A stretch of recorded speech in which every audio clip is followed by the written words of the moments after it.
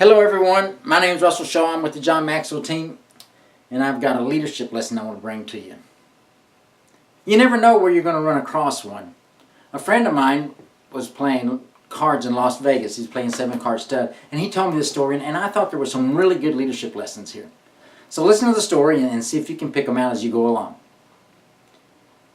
So he's in Las Vegas. They're playing 7-card stud at this table. There's about 8 people, and there's this one gentleman sitting just to the right of the dealer. And he's just been obnoxious all night. He's been rude to most of the people at the table. Now my friend Jim, he's not really had any run-ins with him, but he wasn't kind, and he had dirty words to say, and that's frowned upon in Las Vegas. And so this one particular hand, Jim gets his 2 first cards, which are face down. He looks at them and says, 2 kings. It's a good start. He says, I could do well this hand. So they go around the table, and he looks over, and the gentleman just to the right of the dealer, we'll call him Bob just to keep things shorter. Bob,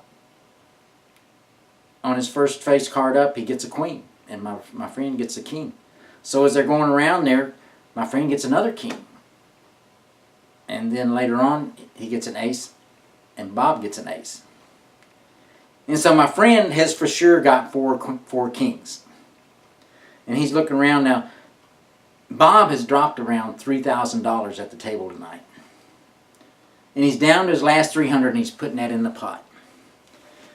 And my friend Jim he's just got the biggest heart, and he says, you know, I'm just going to fold. I know I've got Bob beat, but I'm going to fold. He'd already decided.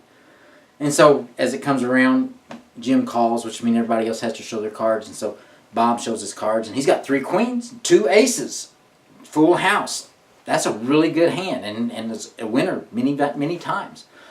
But it wasn't quite as good as Jim's hand. And Jim went ahead, turned his cards over. There was like $600 in the pot.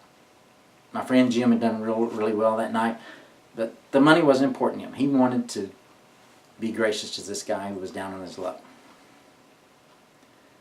So immediately, Bob stands up and says, you'll show me those cards. And just so I don't have to show you those cards. He says, I paid to see those blankety blank cards, and you're going to blankety blank show them to me right now. And that's when the dealer steps in, and at that point my buddy Jim learned something that night. He says, sir, he says, he does not have to show you his cards. And as a matter of fact, if he does and he wins, you lose. He says, you're in Las Vegas. You're not playing around the kitchen table, drinking beer, eating tacos. Okay? This here is Las Vegas. If he wins, you lose. So, sir, I suggest you take your winnings and sit down. And he says the same thing again. I paid to see the blankety blank cards, and I will see the blankety blank cards. He says, okay, sir. And so, of course, they turned him over. And sure enough, Jim wins.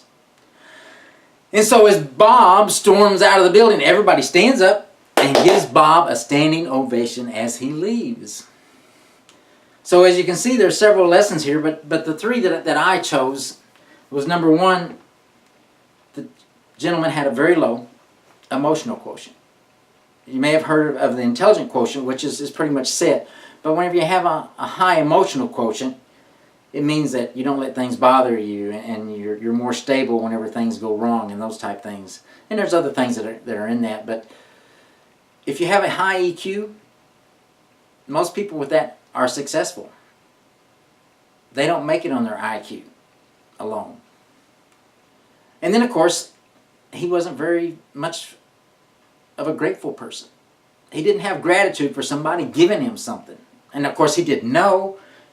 He could have been grateful for the fact that he had a better hand. He didn't have to know. Well, he did.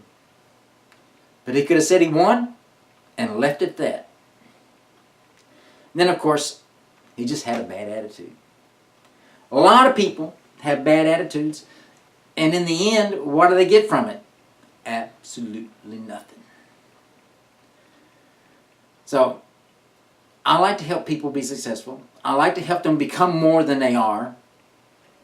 I'd like to help them to be able to be really successful.